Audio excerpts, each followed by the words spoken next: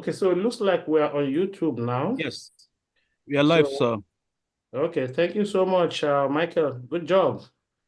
You're a German machine. Keep your time.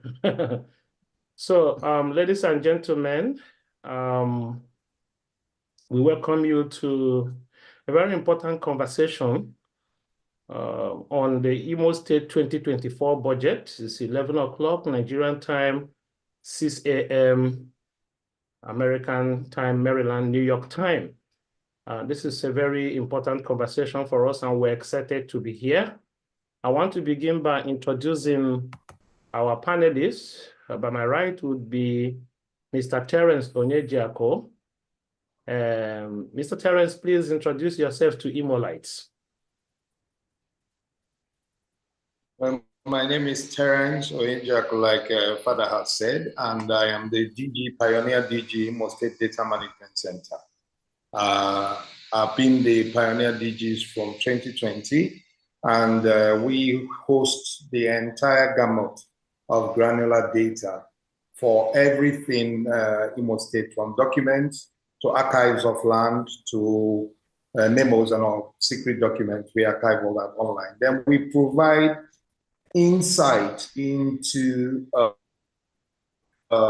government policy decisions based on available data sets. We gather enumeration data in all facets of the governance. So that's what we do, and I am the Pioneer DG.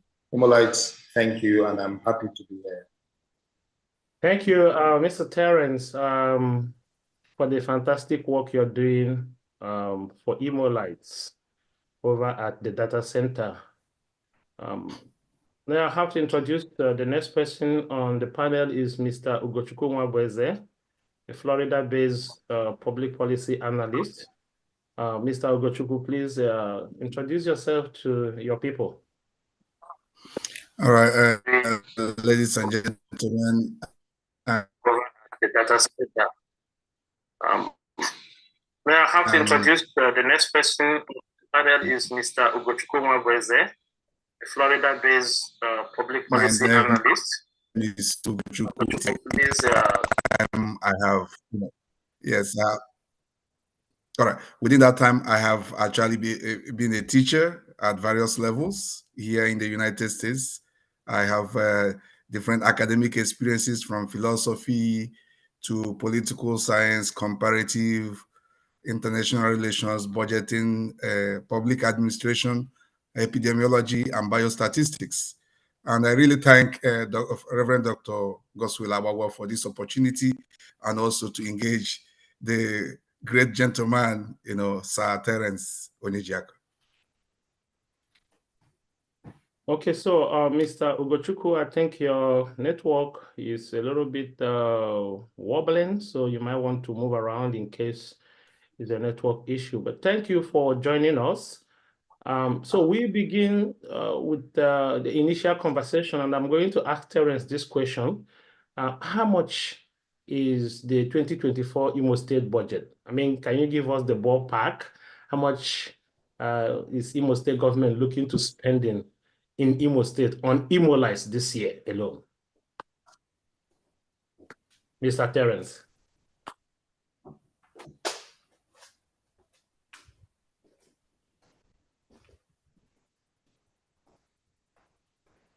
Oh, Mr. Terence, we can't. You are muted. You are muted for some reasons. I think we can't hear. We can't hear you. There's a network issue out there. You are muted. Unmute yourself. Unmute yourself. Yes. Hello. Okay. So we didn't hear whatever you said. We didn't hear whatever you said. So start from the beginning. I'm starting afresh. Okay. I'm starting afresh. Okay. Thank you. Are we there now? The 2024 budget. The 2024 budget is projected to be in sum total 592 billion in 2024. That's our, if you ask for a ballpark figure, that's the ballpark figure. The 2024 budget, first and foremost, I would wish that anybody who wishes to interrogate it will go to the website. Father, if you can kindly share the website to all Imolites so that they can factually follow through with whatever we're presenting as a point of discourse. But it's about 592 million, and it's about broken down into MDAs that will do the actual expenses, and we're looking at about a 60-40, a 70-30 split between capital expenditure and recurrent expenditure between the two. So if you put it all together, you are looking at that 592 billion. I am trying to direct you precisely to where you can get the breakdown. The breakdown is between pages 1 and 20 of the budget as published on the website. Everything, every breakdown is going to be there, and you are going to get all subheads, as it were, but with their unique expense ID, so you can track each one as you see fit. Okay, thank you, Mr. Terrence. Can you tell us? We have a recommendation. Can you announce that link? We are also expecting. Can you announce the link is going to be at www.imostate. Imostate is one word. .gov.ng. Just when you get to the home page, it is directly put there. The budget is in red. Once you access that page, so let me not give you a long-winded URL. Simply go to imostate.gov.ng. On the home page, you see a red link. That red link leads you to the budget straight. Okay. That's the easiest way to get it. Okay, thank you so much. So you go to www.imostate.gov.ng/imostate-government, IMSG. That's where the No. Just leave it at www.imostate.gov.ng. That's all. Okay. It just takes you where you're headed. Okay, thank you so much. Thank you so much. So this year, we are spending 592 billion. And last year, how much did we spend? Yes. How much did we spend last year? Do you remember? It's about 432 last year. Okay. So 432 billion last year. Wow. That's like an increase of 100 and something billion naira from what you spent last year. Increment, yes. 432 thereabouts, yes. Okay. And then you can download that's the same website. You can get the website. You can get the breakdown, the performance each quarter, Q1, Q2, Q3, Q4 performance of the budget. Get it there too. Okay. Thank you so much. Thank you so much, Mr. Terrence. Mr. Ugochukwu, what do you think about the 592 billion naira budget for Imo State? Do you think that this is something reasonable? Do you think that this is something too much? Do you think that it makes sense? Looking at the number, whenever looking at the numbers, whenever you have a higher expenditure, to do, especially and focus on capital projects, is always a positive for the state and for the citizens. However, the question is this is an estimate, right? Last year was 432 projected, and 2022 was hold on a minute. In 2022 was 474 projected billion, 472 billion projected. In 2022 was 160, 165. So when you look at it, you see there's a challenge when it comes. But however, when I also look at the other receipts, the aid and grants, right? So there's a bunch of money coming from there. Okay, well, but the budget includes the aids and the grants too, right? Mr. Terrence, are we correct on that? Yes. Yes, the grants is how you fund the budget. That's where the grants come in. It's a component of your federal receipts, the grants you are going to get, and your internally generated revenue. Okay, that shows you the revenue on which you predicate your budget. Okay, thank you, Mr. Terrence. So how do you get the money that you would use to fund this 492 billion naira? How do you get this money? Are we going to get this money from the federal government? Are we going to get them from IGR? Or how do we get this money? How do you project to get this money, Mr. Terrence? It's a combination of all. Like I told you, each of the ministries, when you go to the website, have a target revenue expected from them, and there is a breakdown how those revenue will come from. It's also expected that we will make an income by improving our IGR collection ratio over the years, because as we continue to automate the process of collection, you begin to improve performance on collection. So that's also part of plugging the leakages in government revenue. And if you recognize that the removal of subsidy by the federal government implies that what would have been subsidy would also be new accruals to the state government as an improvement over when subsidy was being deducted before the federation account was split to the federating states. You also see an improvement in that direction. Then you would also see that if the exchange rate has been ramped up from a particular figure vis-a-vis 2022-23 budget to 2024 budget, then that will also have an impact. Because if you're getting a SIFTA's grant of $20 million, at a point when it was 800, it would imply 16 billion. At a point when it is now 1,000, for example, it will imply 20 billion. So those are modulations that when you aggregate, you now get your funding sources. It's all stated in the budget document. So how much are we getting from the federal government and how much are we getting from other sources? Because we know that the federal government gives the state money every month, federal allocations. So do you know how much we're getting out of the 592 billion? How much are we getting from the Fed and how much are we getting from other sources? Do you know? If you give me a moment, I will run the figures for you, because like I said, it's all been projected there. But suffice to say that there was going to be a performance improvement, like I mentioned, with regards to what do you call it, subsidy removal. It's going to have an impact. So just give me a moment. I'll get back to you on that. Let me get the figures so that I'm not misleading you. Just give me like about 5 minutes. I'll come back to that. Okay, thank you, Mr. Ugochukwu. So let's go to you. You have looked at the budget, and do you think that the budget is balanced? Do you think that the projected revenue and the projected income, they're able to get enough revenue to fund the budget? And if this is not balanced, do you see a problem there? What have you to say?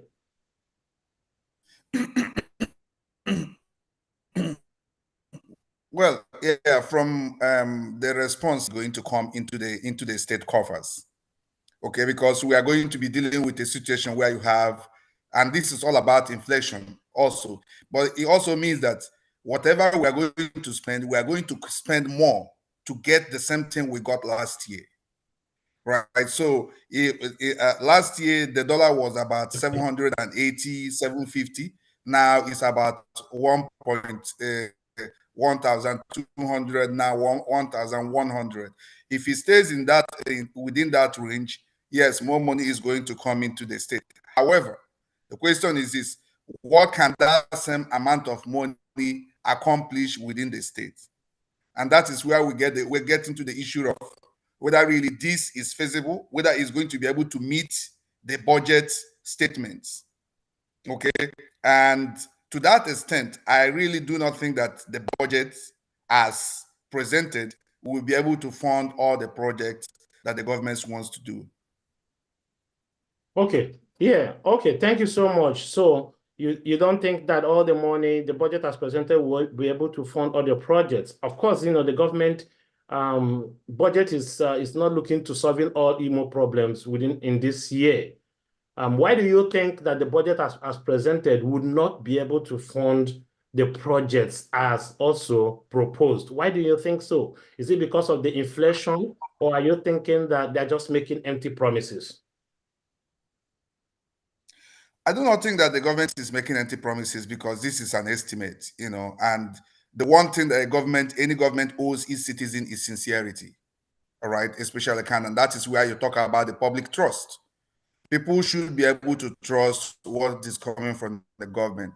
However, because of the level of inflation, and also because of the exchange rate, and we are an import-based economy for the most part, it 100 billion, addition compared to last year is not enough, in my view, to be able to actually account for inflation and cost increases. Okay. I know that, Terence, I know you are not the Commissioner for Budget and Planning, and I know you are not the finance person, but can you respond to that? Well, Ugochukwu is being very, very charitable to the government. I will admit that, in the sense that he admits sincerity of purpose, in as much as he also admits that the government in itself is not making empty promises. So that's suiting to come from him. But here is where I get the kicker. Part of budget management is to understand that budget is an envelope, an estimate of an envelope. It does not imply that all will be done within that particular year. I'll give you an instance. In 2020, despite the budget being made, nobody predicted that there was going to be COVID-19. And with the lockdown that was incumbent on COVID-19, the budget was not implemented as it was projected. In 2024, we're beginning to see upheavals in the budget, which you would agree with me was crafted around September, between August, September, October 2023. But the reality is, in 2024 is that we're having higher tariffs, we're having higher exchange rates, but we also see progress of that exchange rate abating, beginning to represent a true reflection of what the government planned for in its exchange rate. So given all these variables, the jury is still out. But what I will advise is, let's look at what the Q1 performances has to say. And I'm sure the result for the Q1 report should be available between now and the end of this month, April. And that Q1 report will tell us precisely and factually how the performance has matched these projections. From what you asked me before, the entire approval is expending a revenue base of 533 million. Now that 533 billion, sorry, not million, billion, that's coming from the economic sector, you cannot say it will all come. It's a pie in the sky. But what you would ask yourself is, what would be each minute performance on a case-by-case basis? Ministry of Science and Technology, what did they project? What did they get? Ministry of Works, what did they project? What did they get? That gives us the performance of what is going to be. And from my own understanding, the fact receipts is going to be higher. The revenue collection from others in terms of IGR is going to be much higher. We're already seeing evidence of that. We're already seeing evidence of that happening. And the prudence in administering the expenses is going to be much, much, much, much better this year, because most of our data sets, having become digital, enables us to track the budget on a minute basis. So the overlaps that we experienced in previous years are not going to be there. I am confident that there is going to be a mapped response between what was budgeted and what is going to be expended. Okay, thank you, Mr. Terence. You mentioned something, you touched on something that is very important, and the question that people always ask whenever we come back to the government and say, oh, you promised to do this year, you promised to do this year. Sometimes we get the response, oh, budget is a promise. We made these projections hoping that we would get the money to do it, but eventually we did not get the money to do it. Now, but I know that the hallmark of a good leader, the hallmark of a good government is one who is at least able to project what he can do, what they can do. And in civilized countries, we know that I would say maybe 99% of the time, projections on budget work. And because these projections are not made in the vacuum, they come from experiences. Yes, they come from what the state has been getting in the past. Why do we always get that response that, oh, this is a promise? Oh, this is, we anticipated that. You know, why can't we have a budget that actually would be able to raise the anticipated funding, and then we'll be able to use it? I mean, we have had governments in the past that have even raised more than the anticipated expenditure and have to move in gains, you know, whatever that is left that becomes the gain for the state the next year. Do you think that the projections, in all honesty, and do you think that the projections that we're making around the revenues are realistic and based on your previous experiences? Or are these things just numbers? I don't want to use the word just numbers, but when they are consistently unrealistic, then we have to question the system. Mr. Terrence, what have you to say there? Okay, let me give you some of the figures that I told you prior. Okay. The Federation account, Imo State is expecting 136 billion. Okay. And that 136 billion, they were expecting that 136 billion coming from the old presentations before subsidy removal. I'm telling you that the first 3 months of this year, of year-on-year performance, we've seen about 30% increment in what we actually received via what we used to receive the equivalent time last year. So okay. Obviously you can see that that is a reality that's happening. Number two, I'm also going to look at aids and grants. Aids and grants are things like SIFTAS projects, SABA projects, those kind of multilateral and bilateral grants that are coming into the government. Now, you know that they will be denominated in USD, but right now they are not going to come at the benchmark exchange rate that the budget was premised on previously. That will also tell you that the money would come in, and it will come in larger than what was projected at the time it was projected. So that's a reality there. Then I'm going to touch on consolidated revenue fund. Now, these monies that we're expecting, part of the ingenious nature of running budgets in this 3R government that I've seen, at least I've seen up close, like you asked for my experience, had been that the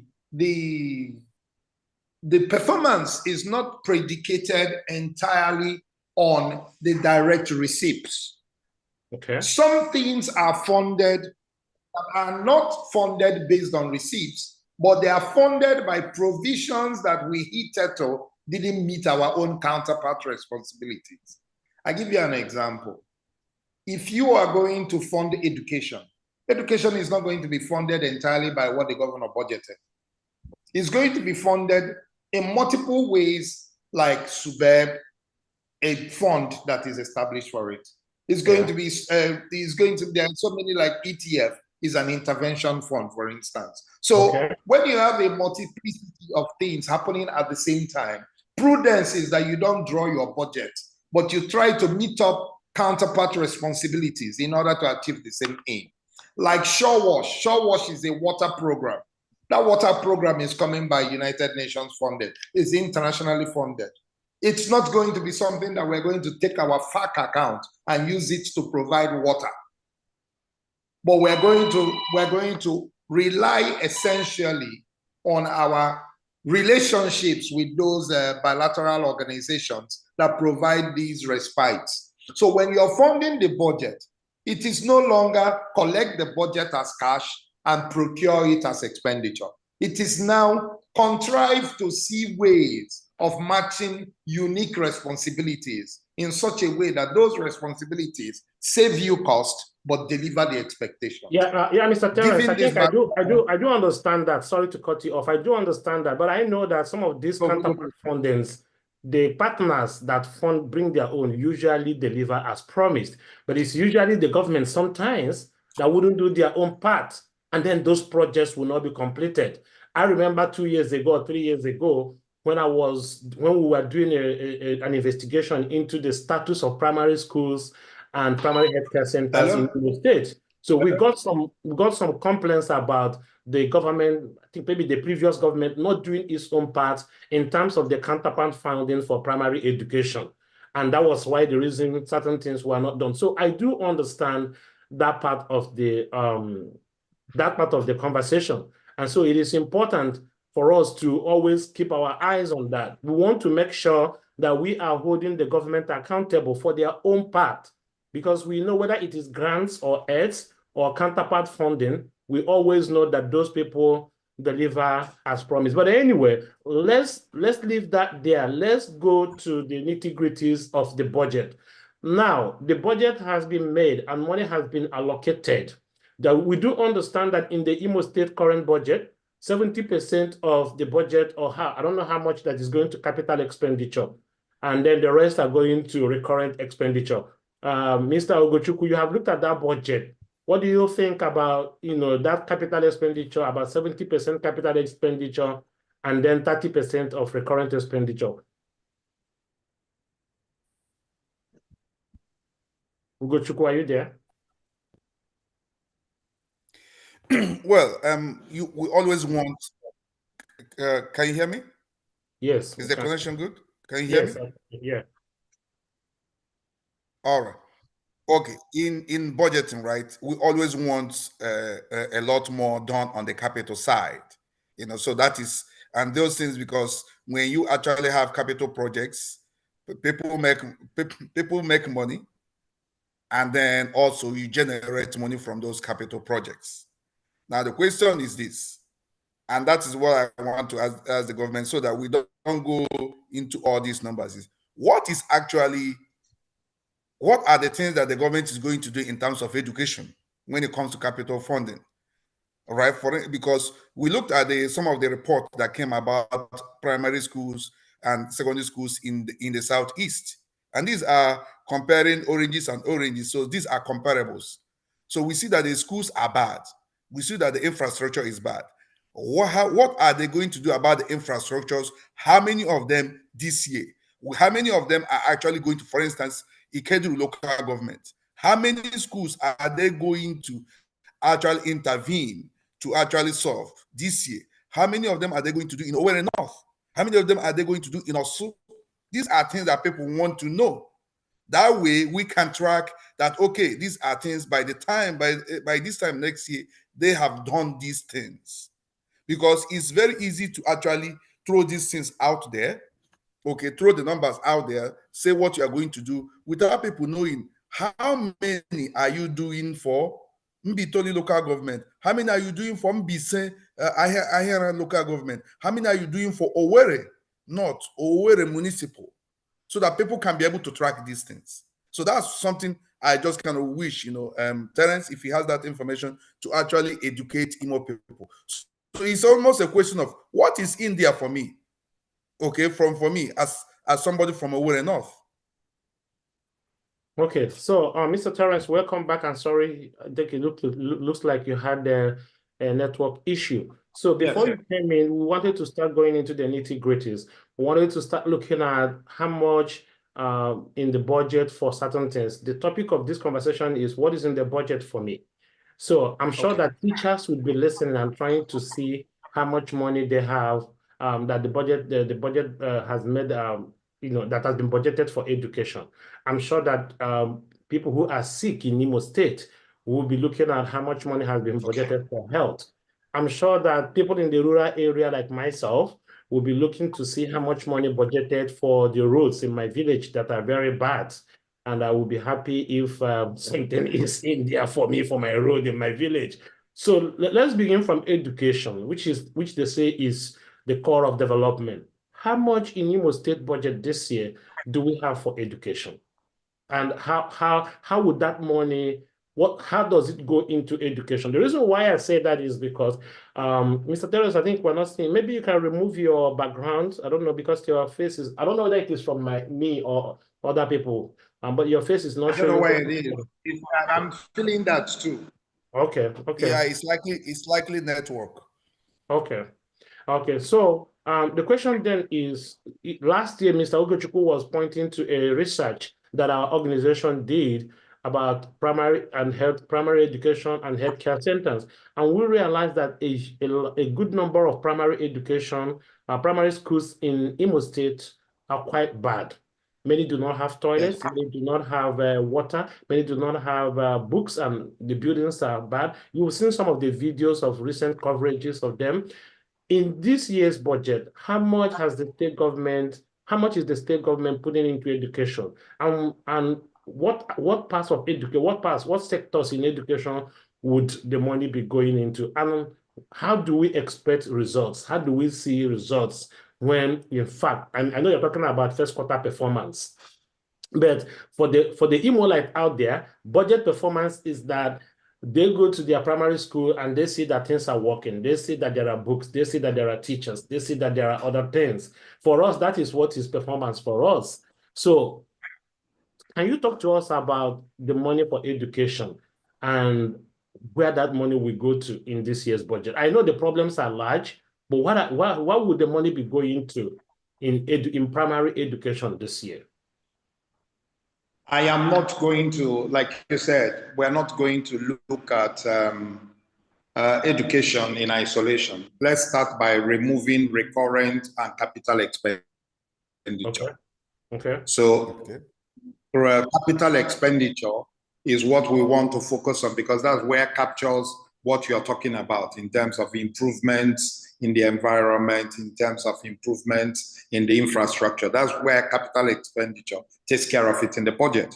Recurrent expenditure will deal with salaries and all. And for the people that are in the service, they know that the governor has graciously, extended the retirement age for teachers. So teachers, instead of retiring at 60, now retire at 65. So you've extended the person's effective employment timeline by 5 years. And that 5 years will do a lot of, is also going to impact on what would have been the recurrent expenditure. Because instead of people being retired and dropping from the salary pool, they are going to be accommodated and still be used. The government has concluded the employment of about 10,000 teachers across the primary education sector.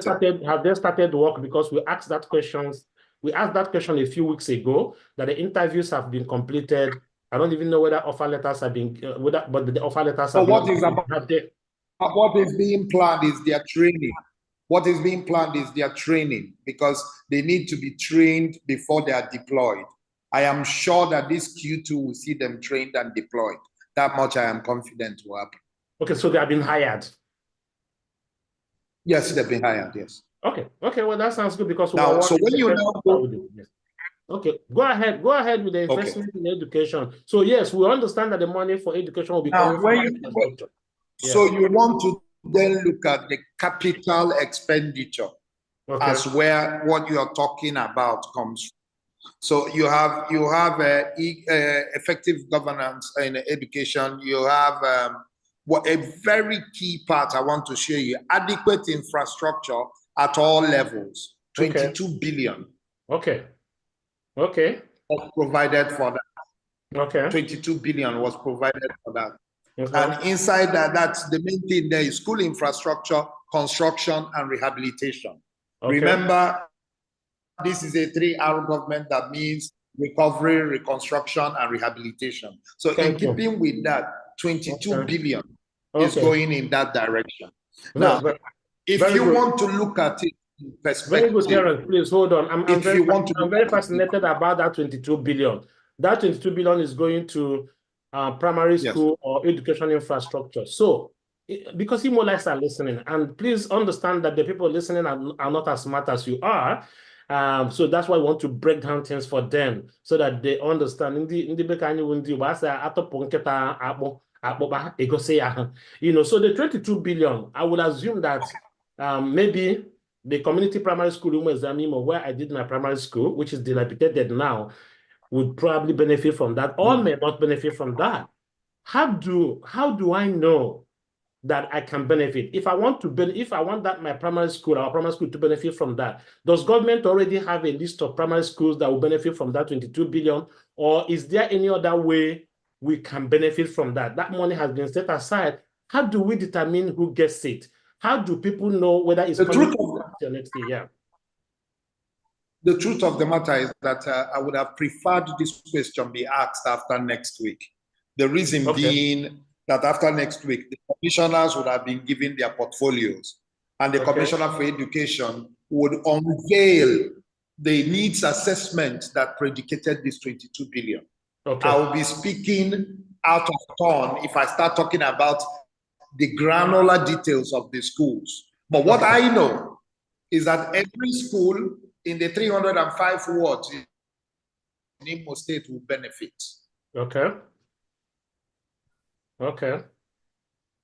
So, and they will benefit across the 3 tiers of education, depending on which one they have present. The basic ones that they will have presence will be SUBEB and SEMP, that is secondary and primary education. Tertiary education is not spread in every 305 wards. It's spread in particular locales. So those ones have their mechanisms of getting report. So that would be whom I will expect to give you that schedule of the list. And I believe it's going to be posted. Thank you so much, Terence. You're doing your good job. You're doing your job very well, and I really appreciate that. So Imolites know then that when the commissioner comes on board, they can go to him and say, yes, we have 22 billion for our school. Am I in the budget? Is my school my school in? So we can go my budget. Go to him, and maybe we can even bring him on this panel when he comes on board next week or next 2 weeks to ask him those. Exactly. That's fantastic. That is fantastic. And we will also go ahead. Go ahead. We will also love to also engage our House of Assembly members. You are our representatives. You passed this budget. What did you pass? You are my honorable, representing me from Osun local government, for example, where I'm from. What did you pass? Because this is how you asked me the question of accountability. Yes. And I'm trying to explain that accountability is not just government accounting for itself. No, you're right. Also the separate parts of governance. Civil society. He is doing legislature. He passed the budget. And he made it as a law. So he will also be responsible to know, am I in it? That one I put, did it benefit? Those becomes part of the mechanisms of check and balances. Thank you so much, Terence. Thank you so much, Terence. And our listeners all over Imo State, you know, we are getting some good information here. We're getting some good education here. And we are just hearing now that Imo State government has allocated 22 billion to primary schools and secondary schools infrastructure in Imo State. And when the Commissioner for Education comes on board next week or next 2 weeks, any Imolite can go and say, how much of this 22 billion is coming to my primary school?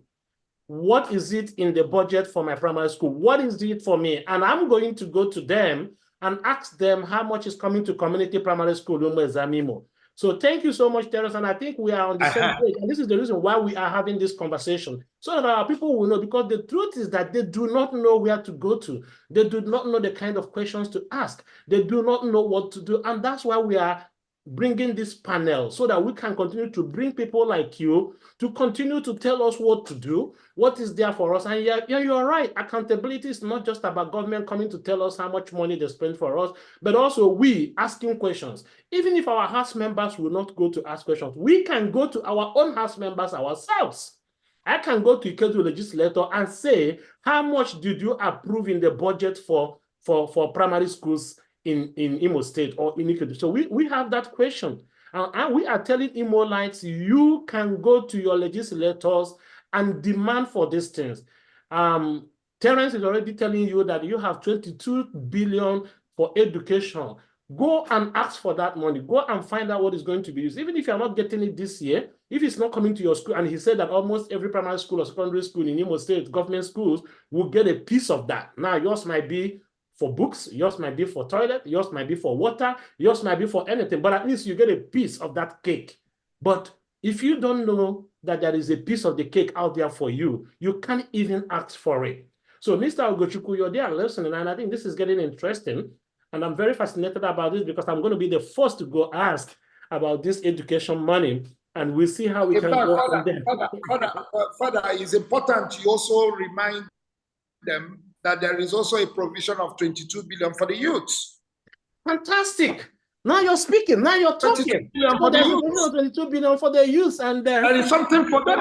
There's something for the youth. So we need to go ask the youth commissioner, right? There's a commissioner for youths, right? Yes.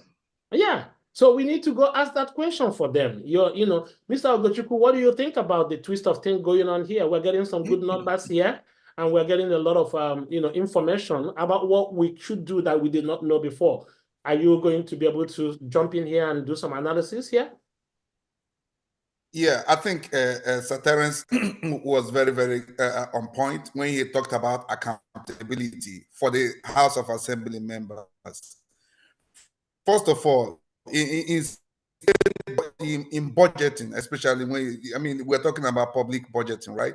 You know, one of the things that the budget is not even supposed to have been completed without Ikeduru assembly member actually inserting or having a conversation about how much of this should come to schools in Ikeduru. Okay, it should not have been a blanket check, just kind of, how much of the capital expenditure should actually come for schools in Ikeduru and target the schools, because we do not expect the government to solve all the problem in 1 year, right, about schools. So the question is, for instance, here, you say, okay, one school in Amimo, one school in Ngugo, and another school somewhere else, so that when this is passed, now it is on the commissioner. It's not on the commission. It shouldn't have been on the commissioner to actually decide which schools. It's now on the commissioner to execute those things on those schools that are supposed to have been captured in the budget for capital expenditure, education capital expenditure. Now, it also brings another question, which I didn't think we're going to kind of talk about here, but it's the question of the third tier of government. We know that every local government in Nigeria gets also federal allocation. Okay, are those federal allocation part of the state budget? If they are they executed? Are they used in those local governments for which they are allocated? And if so, that way we actually know where the money is coming from, because it's not just the money that comes to the state. If we have this caretaker chairman, what money is coming from the federal government to the state for them, and how is that expended? What schools, what are they supposed to do as local government chairmen and chairwomen? Okay, Mr. Ugochukwu, thank you so much. I think the first part of your conversation narrative was that the schools that this 22 billion would be used on would have been captured in the budget. And I think they did that. Perhaps they usually do that. Again, the problem is that our people do not follow the process. And I know they used to have budget hearing, and I know they used to also call for people to submit whatever their needs are into the budget. Terence, am I correct, right? That happened before. In fact, if you go to page 99 of this budget document you have, okay, page 99, you would see that there is a provision for construction of 305 units of modern primary schools in building in Imo State. Construction of 970 primary schools and secondary schools in 27 local governments in Imo State. Each of them is a function, a project under the Ministry of Education. It is granularly spelled out there, page 99. So you can see those ones there, and you can now begin to track whether they are done or they are not done. They are there. Okay. If you download the budget, you please go check page 99. In fact, starting from page 90, all the projects are listed there. Good. If you start from page 79, all the projects from the Office of the Executive Governor, every single project, line by line, captured in the capital expenditure of the budget is provided there. Fantastic, fantastic, Mr. Terrence. So, we are hearing it now from Mr. Terrence, the director of the data center director in Imo State. So the projects that need to be executed in the area of education are already in the budget. And we are asking Imo Lights, please go to the budget and take a look at that. The budget is on Imo State website. It is not a private document. It is open. It is public. Go there and look at it. Go to page 90. You will see all the things that the government will be doing in primary education and secondary education this year alone. And then start asking questions. Start demanding for those things. Start going and say, you said that you're going to construct one school in my community this year. You have not done that. When is that going to happen? The first quarter is gone. We're going into the second quarter. Soon we'll go into the third quarter. We have not seen it. We should be asking questions. Go to your legislator. Go to your house member, as we call them, and say, you put in the construction of primary school in our local government in the budget. You put it in there, and you approved it. When are you going to do that for us? And if you're doing it, show that to us. We have a very serious problem of lack of civic education and engagement in our society. And that is not also good both for the government, because sometimes the government may be working, but because the people are not aware of what is going on, and then it looks like the government is not working. Some other time the government is not working, the people are not aware of it. We need to continue to talk about these things. And I'm very fascinated about what we are hearing now and what we are seeing, and the information is already out there. The problem is that how do our people get to have access to this information? And how do we help them to be able to demand for what already has been given to them? 22 billion has been given to them for primary education. And we are hoping, from what you said, both from past experiences, there will be money, even more than enough money. You may exceed the budget. The revenue may exceed the budget this year. So we are confident that there will be enough money to do some of these things. And there might even be excesses, especially with the fluctuation in dollar. So how do we get our people to begin to know about these things, track them, get them done, demand them and have them done? But can I make a comment? Yeah, okay. Professor Amechi is jumping in there. The Chief Economic Advisor to Imo State Governor is here. We welcome him. Yeah. That is my brother. I'm putting you on a hot seat. Yeah. This is Saturday morning. Yeah. So you done well. I'm speaking now in my capacity as a citizen of Imo State, as well as an academic. So I like the fact that we're having this conversation, at least from an intellectual perspective, because we need to find ways to bring ideas back into governance. And I think you are doing that by creating this opportunity for an independent interrogation of the problem or the issue here. So I listened to Ugochukwu and how he was coming across, and I thought to myself that it might be a good idea to step back a bit and look at the underpinnings of any budget, right? So, and I'll argue that there are 5 Ps we need to take into consideration when we talk about budget, so that it gives us a good foundation now to launch out and interrogate it further. So the first P there for me is the philosophy. What is this budget meant to achieve? What is the philosophy guiding it? Is it about creating a harmonious society? Is it about creating an inclusive society? Or is it about the market? Or, there must be some ideas governing the budget.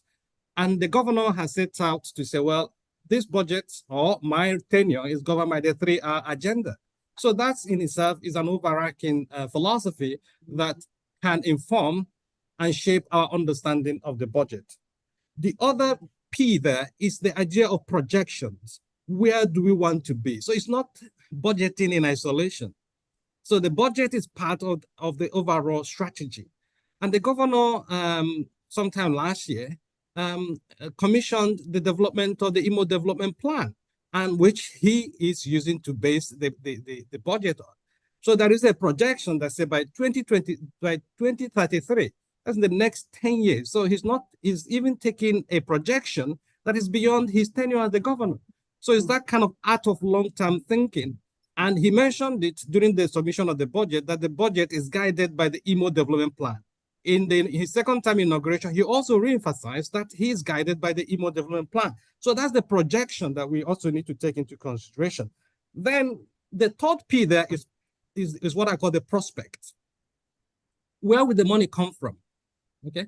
So Terence has been talking about it. You know, it could be IGR. It could also be from the federal account. It can also come from donor agencies. And this budget in itself is not a finished one. It's not like there is a pot of money sitting there or a bag of money sitting to be utilized. This budget needs also to be funded. So we also need to bear that in mind, that it's work in progress that needs to interact and generate the funding for itself. So that's the prospect I would think of in terms of where will this money come from and who will fund it. And then there is a key thing here, Father, before I give way, is the idea of prioritization. So even if you have 100 Naira or 1 million Naira, you have to prioritize. The problems we want to solve here are not, they may call them legacy problems. So we are coming from minus 100, put it that way. So it can't solve all the problems on day one. And it will be faulty to say, oh, we have this budget in education. Let us fund all our schools. Even if you want to do that, idealistically, you don't have the money, right? So, and that leads me to the final point of pragmatism. Okay, pragmatism is about making choices that will reinforce your prioritization, that will align with your prospects and your projections as well as your philosophy. So those are the 5 Ps, I would say, that are pillars to help us have a focused conversation on the budget so that whatever numbers we are throwing out will be contextualized. So I thought to bring this to the fore and encourage you to continue what you are doing very well. So thank you very much. Thank you, Professor Kenneth Amechi. While you were speaking, we got a question from an Imolite who is asking about the development plan. And they are saying, is it accessible to Imolites? Where can we find them? Terence has told us where we can find the budget. Where can we find the development plan so that Imolites can read it? Yeah, the development plan, the governor will launch it anytime soon. So, I mean, it's been, he's done a great work on it. And he's, I mean, as he mentioned, if you listen to his inaugural speech, he had his priority areas.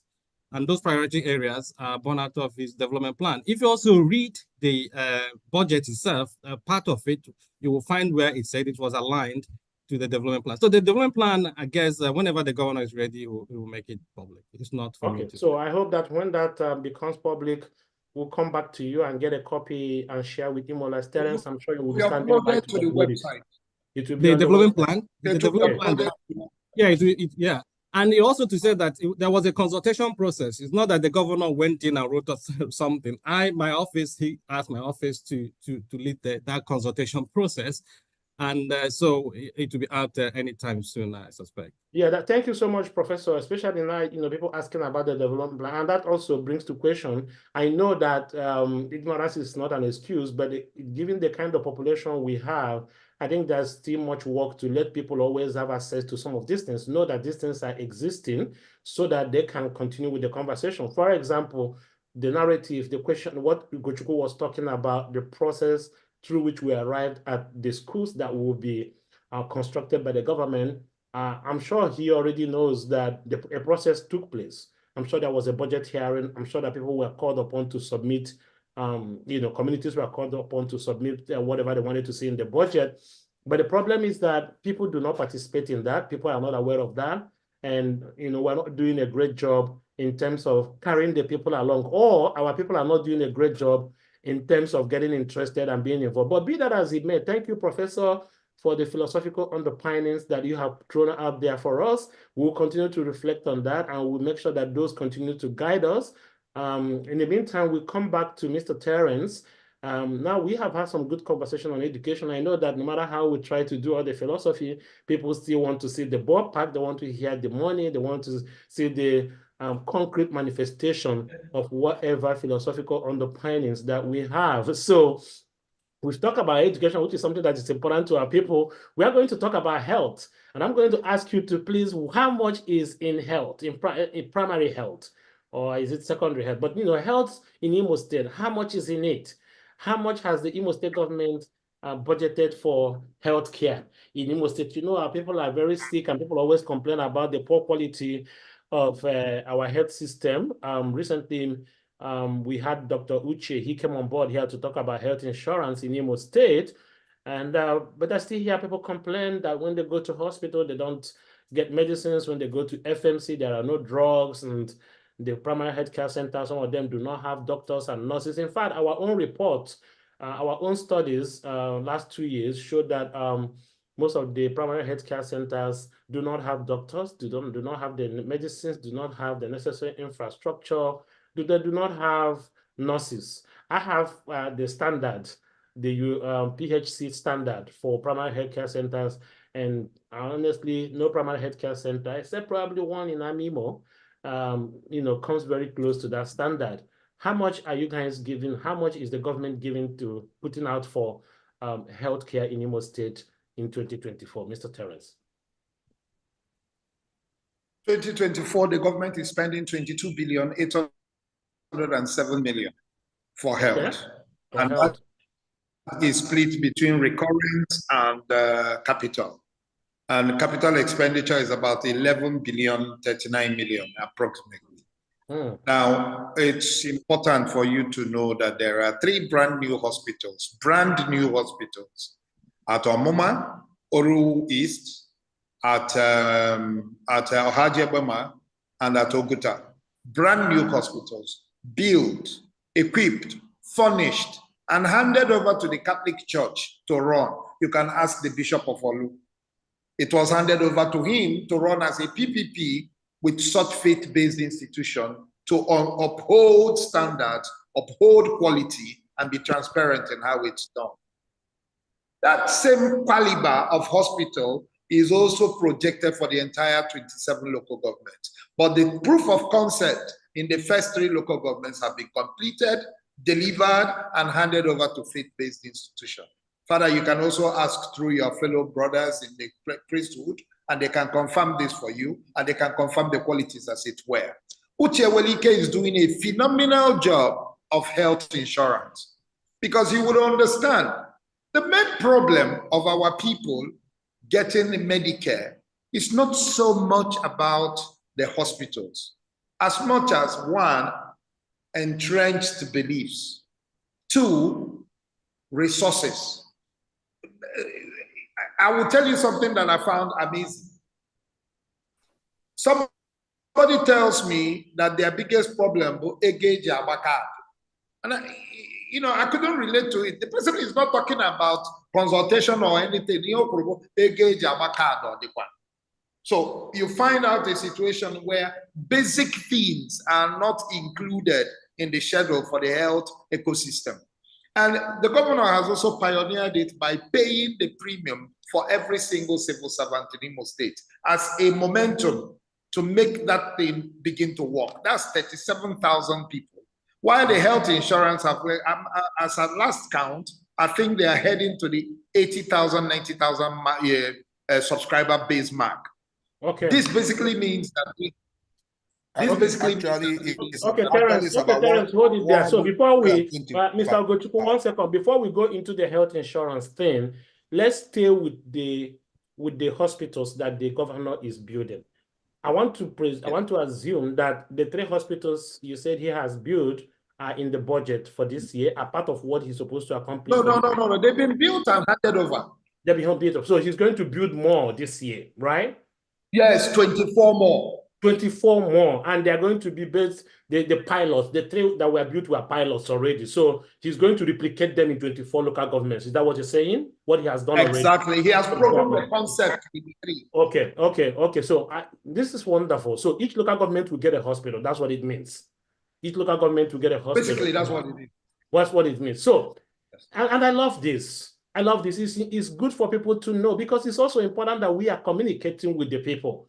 So we are looking forward that we are going to celebrate Christmas in Imo State with 24 hospitals in Imo State at the end of the year. It may not happen the timeline. When it comes to timeline, please let not. Okay. Well, anyway, but at least they would, some things will start going on. I don't know how that plan is. I don't know how that is going to happen. I know that when Rochas was there, Rochas also had a similar plan of building 27 hospitals in the local government. 12 hours. And maybe it would be nice, maybe this could be a continuation of that failed project, which would be a good thing. Everybody has always said that is the way to solve our healthcare problem. Have primary healthcare centers and then have intermediate or secondary or hospitals in local governments. So these are mainly, the hospitals are mainly secondary hospitals. But how about the primary healthcare centers? The first place that the pregnant woman in your village would go when she is sick. Is there a budget for that? Are we going? Would the government, just as it's putting money in the primary schools in the 305 local government, is the government putting money in the primary healthcare centers this year? Father, from my understanding, right, we have about 74 primary health care providers through the health insurance. Okay. You see, everything is not about building. Okay. There is a doctor who is in Awidemili, and in that being in Awidemili, he's incapable of running his clinic because the off-taker base is not there. Then the governor brings health insurance that suddenly gives him 300 clients, whom they are not worrying about the EMA card and all those kind of things. Two things have happened. 300 people have access to a validated, standardized health point.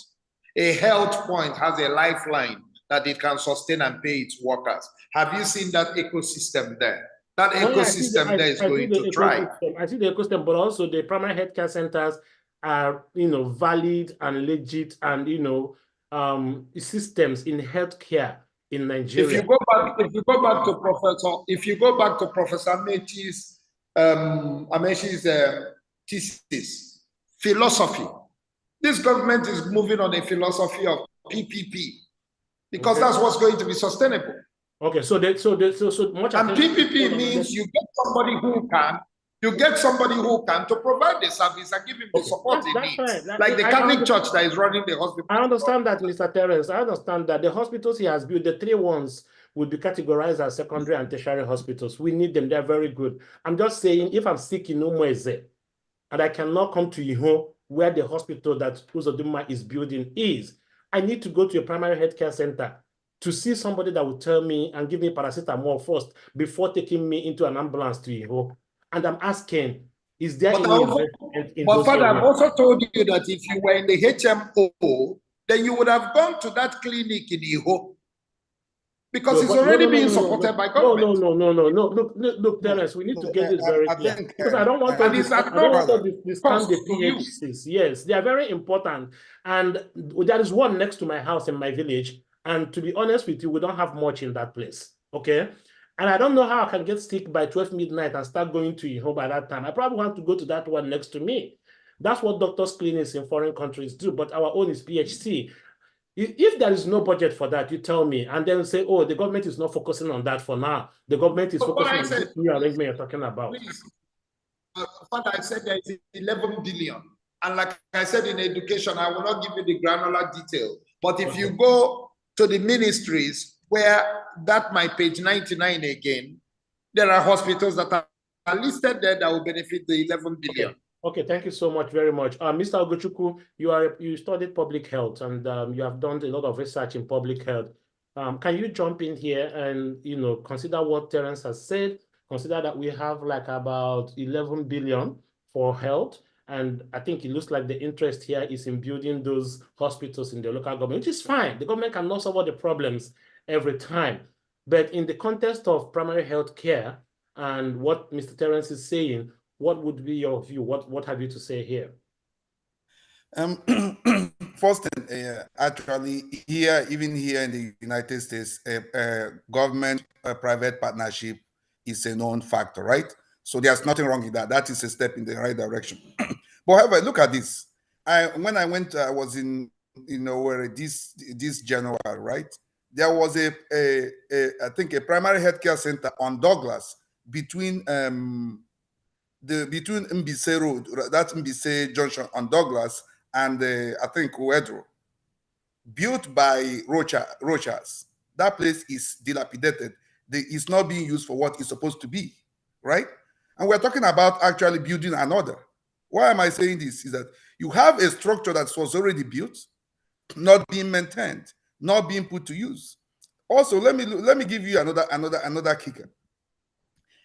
Here, out of in the United States, almost 30 years of life expectancy increase between 1950 and 2015 was actually as a result of sanitation. Actually, majority of it, about 20 years of that, it was as a result of sanitation, and the other was for improvement in the hospitals. Some of the things we were talking in one of our forums, we saw some of the primary care where people were giving birth or where they were. That place is dirty, right? And also, you see a situation whereby people are going to, everything is hanging, cobwebs and all that. Now, the question is this. We know the reason why most hospitals are kept very cold, right, or very cool with AC is because of infection. What infection, and this boils down to issue, this one may be on the issue of policy and also maintenance, right? Because if you don't, it doesn't matter when somebody gets a treatment, the person goes there to carry another disease and go home. And there has to be a consistency when in terms of cleanliness of hospitals and sanitation. So it's not about building. It's not about building things. It's about equipping with the ones you have. Another example, 4 years ago, a classmate of mine, a priest here, well, God rest his father's soul, right? He's dead now. But you know, with all the money they had, went to FMC, the father could not get a bed. This guy could have paid 2 million to actually make sure the father got a bed. The doctors were good. There was no bed, and people were lying on the corridors. Okay, so when you actually, and this is very pervasive, and this is not something to defend, right? The question, what we are asking is this: how do you solve this problem? Because it's not just about trying to defend and all the rest of them. And it didn't start with this governor, okay? It did not. But the question is this: here we are now. How do we actually make sure we move away from that? Because what Father is talking about is the same thing with the primary health care in my place. These things are nothing to write home about. The environment, the maintenance, the culture, the training of the people that work there, even the needles. And we know that during, was it Jonathan or Obasanjo, one of them, there was also a plan to build public primary health care in almost all local governments in Nigeria. If some of the buildings were done in Imo, are they being put to use? Because building new one is not the problem. The question is this: how efficient are the ones we already have? How expanding are we trying to? And that comes down to kind of what we are saying about is this: if you build this hospital, are you expanding the expertise? Is there radiology? Is there scanners? Are there tests done there, okay, in that hospital, and results received there to be able to intervene and solve that problem? Somebody is dying, and you do a test, and you have to wait for 24 hours. Okay, so it all boils down to thank kind you of so much for your intervention. Thank you so much for your intervention. When you spend the money, go ahead. No, we can't have all the more problem today. I think we're more interested today, and you guys are doing a fantastic job. I do appreciate all that. What we're interested in today is looking at the budget. I mean, and I think it is looking at that budget that we can then ask some of these questions that we're asking. Thank you, Mr. Terrence, for at least letting us know that at least there's some money for health, and maybe we can take it up with the Commissioner for Health to see how that money is allocated. Hopefully, I'm hoping and praying that some will be allocated to primary health care. The list is there on page 100 of the budget. Okay, page 100. The list of the projects are there on page 100 of the budget. Okay, so fellow Imolites, you know, if you want to know one final word before you actually is this: it's not just the commissioner. What I think the issue is this: I don't know how the structure in Nigeria kind of works. The House of Assembly member, the caretaker chairmen and women, people don't have all the time to go and read these budgets. People don't have data. A lot of people are not literate enough. But these people who are being paid by the people's money as a caretaker chairman or their caretaker committee, they need to get what is there for the people in those local governments. And they need to be mandated to explain to people what is there and actually monitor how these things are gotten. You understand? And make sure the projects are done for them, and explain to them before, whether you are talking about if you do it quarterly, if you do it annually, explain to the people what actually they put in the budget, how the commissioner is executing, and also that they are fighting to make sure that those projects are being executed as the funds come in. Because we understand that the money is not there sitting to get all these things done. It comes from revenue, and revenue goes up and down, every month and all that, whether it's tax and all the rest of them. So, but to make sure that these people, not just the commissioner, not just the House of Assembly member, but also the caretaker chairman who are there, and sometimes there are about 4 or 6 or 7 of them in the caretaker committee, who are kind of, they explain to the people, their job is not to draw salary and go, but explain to the people what is in the budget, the projects, and that they are getting it for the people. There is a system failure in our state. And you are telling us what the local government chairman, what the House members should do. Maybe for one moment we can assume that they don't know that they should do those things. And I just think that we are to remind them of their duties. So that is what we are doing here. And we have started it. And I hope that more people can also join their efforts with what we are doing. We are now here reminding the House members that they are the ones to fight for these things in the budget for the people. So it is we, the people, that should remind the House members of their duty. And if possible, that is why we have elections. And if they don't do it, we can recall them back. So I think it is everybody's responsibility to continue to, hit on the House members, hit on the caretaker chairman, and you have had Terence say it here himself and say, go to the commissioner, go to your House members. I think he said it earlier on. Go to your House members, go to them and say, look at what is in the budget for us. Get it for us. If you don't get it for us, you're out in the next 4 years. You don't get it for us, we are calling you back. If you don't get it for us, we are staging a protest on the streets of Imo State in our local governments.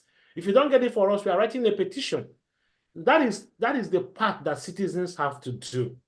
That is the part that citizens have to do, because again, Abia State is say, if you don't say you are here, nobody will say that you are there.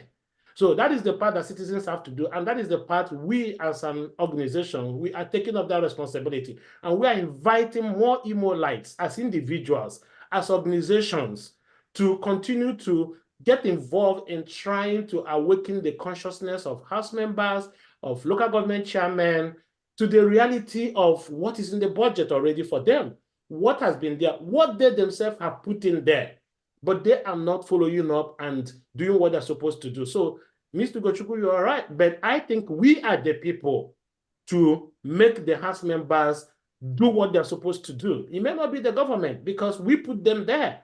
So we are the people to make them do that. We are the people. You can go home and go to your local government and have an engagement with your local government chairman or caretaker and say, what are you doing there for us? You can summon your House member, go to his office. They're supposed to have offices. And in the months to come, we are going to be engaging them too. We're going to be getting their phone numbers. We're going to be getting their office days. We're going to be releasing this to Imo-lites so that they can go ask them questions. That's why we're paying them salaries. So thank you so much, and thank you so much, Terence. I have one more. We have a few more minutes to go, but I need to talk this very important area, which is roads, the roads. So I know that the governor of Imo State has done quite some good roads in Imo State. At least the road from Owerri to Akigwe, the road that I take when I'm going home, is fantastic. And I'm not saying it. I know sometimes when I say it, people say, "Oh, you are a fan of Uzodimma." I'm not a fan of him. The truth is that since I was born, the road from Owerri to Amimo, the road goes through Ata to Okigwe, has never been good. And my car has gotten stuck at Akabo several times. I still have the videos and the pictures of my car getting stuck there. My car slept there for 3-4 days, but the governor has built that road. And when I was going back from Nigeria back to the United States since February, I also noticed that the governor has built the road to the airport.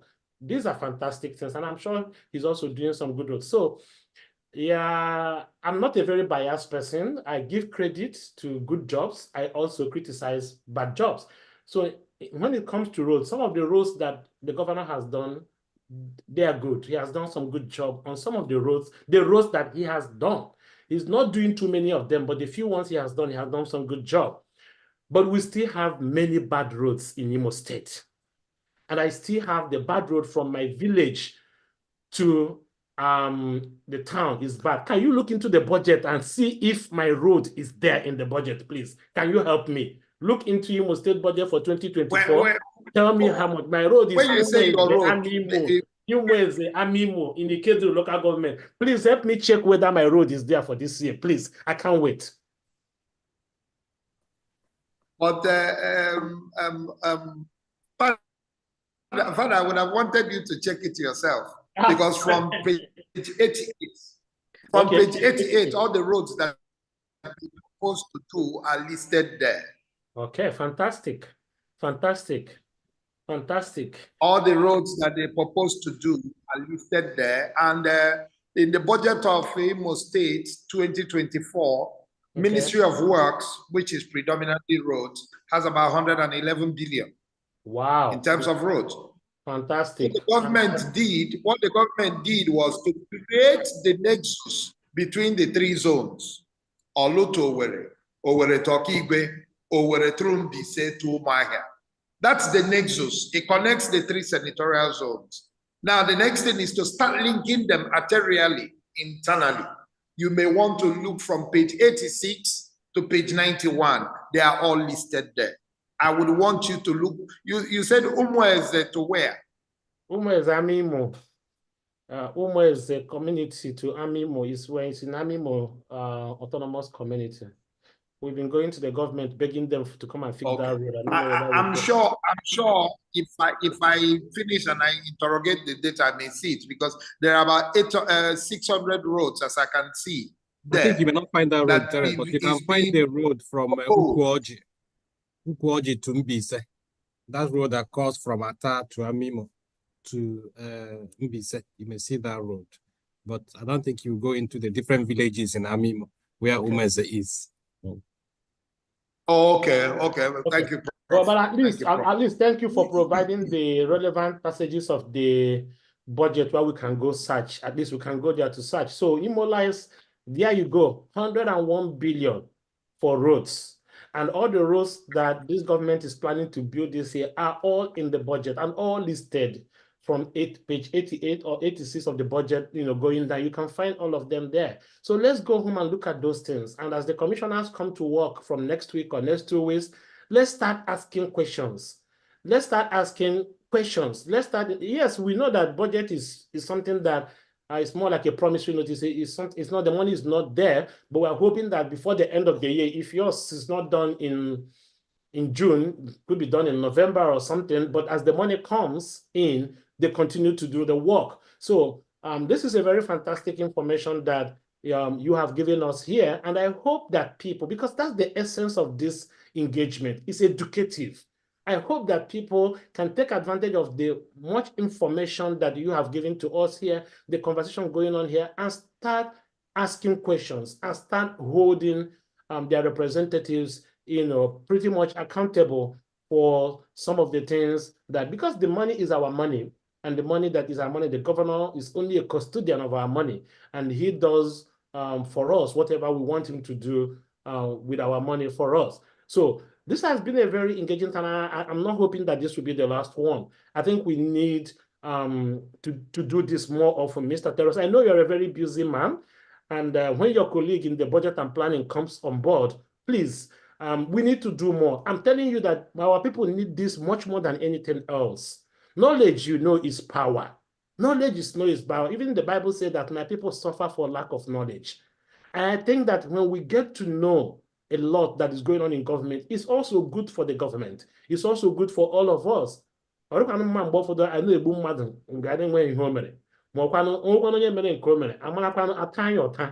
So it's two ways. Sometimes the government is doing their part, but because of poor engagement and communication with the people, like Mr. Ugochukwu has said, most of our people are not educated enough to go to the website. So we have to find a way to get that information out. Professor Amechi knows, or those of us who are from the civil society, independent people doing all these things, we don't get paid by the government.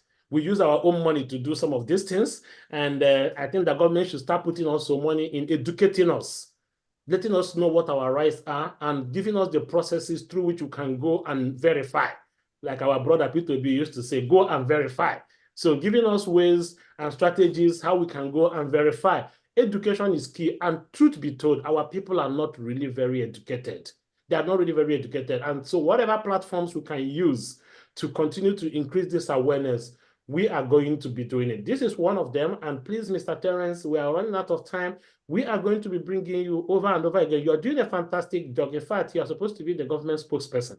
But I checked page 89 of that thing. I put it in that reconstruction of Ata to Aforu is page 89 for people listening from that part of. Okay.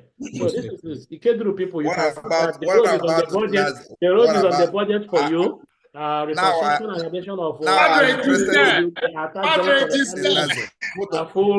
unfortunately, the road does not go to my end. It doesn't now go I'm to my side of Naze. What page for Naze? It doesn't go to my side of Amimo. It crosses Nkwimo and start going to they say it doesn't go to Amimo to Amakoiha and that way. But that's the prioritization we are talking about. The prioritization. What about the Naze? You know that politics is the personal interest. It is what is in it for me. That's the topic of this debate. Exactly. So me, I'm also interested in what is in the budget for me. What about Naze? Yeah, that's your assignment. You have to go and look at the report. Look at it. There. I'm from Amimo. That's why I did the Amimo one. You go and do the Naze. Go and do the Naze.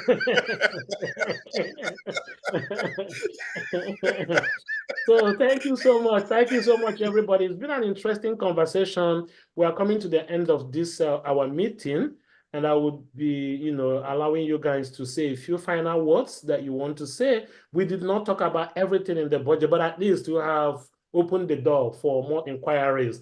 If for anything, Terrence has shown us where to go look. And I think he has done the best he can at this time. The rest is left for us to take it from there and run.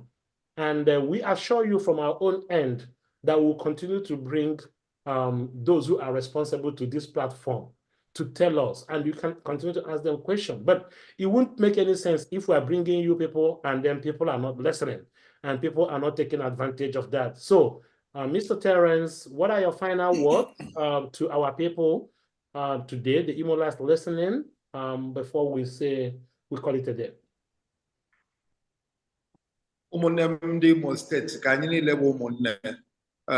This platform is so beautiful. We've gone too much of the adversarial methodology of asking for our dues. Let us now use the compromise, the engagement method. Let us try more to my last words is let's engage each other. Thank you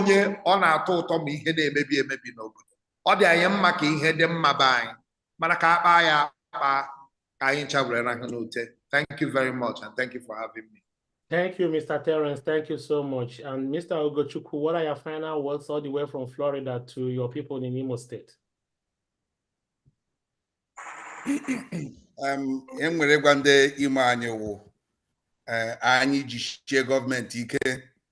have to hold their feet to the fire to do what they promise they are going to do.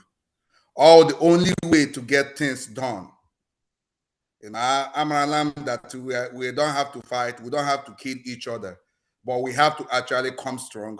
If we don't, government will relax. It is not just Imo State, it is everywhere. So we have to hold their feet to the fire, all of them, from the caretaker chairman of the local government and all the people involved, to the legislators, the people in the assembly, who sometimes people don't see except during campaigns, and then also to the commissioners, who maybe some people don't see. And, but I have to thank Terrence for doing a good job. You are the data guy. And I was told about you. I was hoping to see that. And I saw that at least you have kind of, where we could find the numbers and all that. So, so hopefully together we can make Imo a better place for all of us. I want to government because Everything we are pointing at only to actually make it a better place. And with a different perspective, and with different ways of running government. And when people bring out those ideas, it is actually kind of, to make it better. It doesn't mean that all that the one you are doing is bad, or that actually that is the only way. There is there's no one way. And I also have to thank you, Reverend Dr. Awogwa. I have known you since we were 12.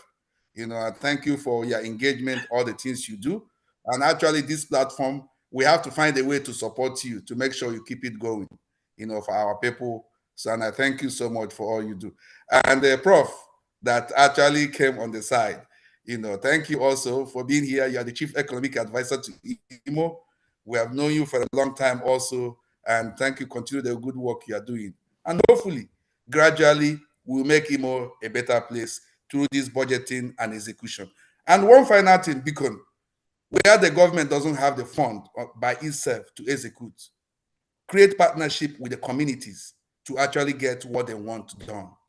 There are people in communities that actually have money. There are people who actually, they can raise money together to actually get a particular thing in partnership, 50-50. If the government doesn't have 100% of the fund, find kind of, people can do 50-50, 70-30, or whichever way to get things done, because people want things done. And we want solution. And actually, where the government doesn't have the money, but we still have to improve the society. And they won. Thank you very much, Mr. Ugochukwu. Thank you so much for accepting to be here. People think that those of us abroad do not care about what is happening at home. We care so much because somebody I was reading what I think was it Feladuru told me, one of them was saying that most Nigerians abroad escaped from Nigeria. We did not immigrate. We escaped. So there's a difference between escaping and immigrating, So we want to come back. Everybody wants to come back home, but we want to come back to good primary education. We want to come back to good healthcare system. We want to come back to good roads and everything. So I'm always going to Professor Ken, and when I go to him, he will always say, well, I said to him, well, everything is about economics. Father, you after God, all they go. So after God, all they go, So when had you go? So sometimes I come to him and he says, well, I'm the economic advisor, but I'm not the data director. I'm not the public finance person. I'm not the budgeting person. But in some sense, you look at the chief economic advisor, everything is economy. There's no government without budget, period. And budget is economy. So that's why we always come back to him. And, he has created a forum too, the Imo Economy Network, that, we have a lot of conversation. In fact, I would say part of that forum also inspired this conversation. And we are bringing it to a larger society. So those who want to join that forum to continue to contribute their ideas, they are welcome. Professor Amechi is, he just came here and said philosophical underpinning. So he likes to go to the root. He's a philosopher, he's a professor. They're always searching for the root, the fundamentum of things. And, a reason, the rationale for everything. So I'm sure some of you did not even understand his intervention. But what he said is that, what do we want? Where are we going to? So he's here and he has joined in, even though he's not on the flyer, but you can see how concerned he is about things about Imo State, and he has joined in. Prof, I don't know whether you have a final word to your people. Father Ndeo, thank you very much. Here Basuri says about Terence and Ugochukwu Kutechana, but I have also to congratulate you. Keep pushing. Ugochukwu talked about accountability, which is good. I mean, politics is about contestation. After all, right? That's the sort of democracy we have inherited, but it can be a lot better, as Terence said. I don't think anyone is wishing Imo State bad. So even about but so let us also be more courageous and empathetic, so can you check when I'm a cause and then Pasagran there is so and Ugochukwu, the idea about partnership is great. If your community wants to do anything, and give you my word, if you think there is something you can do and work with the government, bring the ideas forward. And let's see, we'll take it forward and see how it works. After all, also, governance is also a space for experimentation. Government may initiate that, or it may not work, but give it a kegi, and you a check work. Yeah, work already. It can serve as a model, as a pilot to support other people. So thank you, Father, for doing this. You're doing a great job as a civil society organization. And when I mentioned it on the platform, I say it's an independent voice. We need this independent platform so that people are going to APC or PDP or whatever, right? Let's discuss ideas first. And that's why I find their platform credible. Please keep it up, and let's do it now. Let's do more of it. So if you're going to get on my area next time, I'll be happy to come. Thank you so much, Professor Amici. We really appreciate that. Thank you, everybody. Imolites, we are coming to an end. Remember that we have so much information. Go to Imo State website or www.imostate.gov.ng. You will find the budget there and other government documents, including the development plan, the industrial plan that the Imo State government has put together. Let's continue to engage. Let's continue to ask questions. Anything you need, always reach out.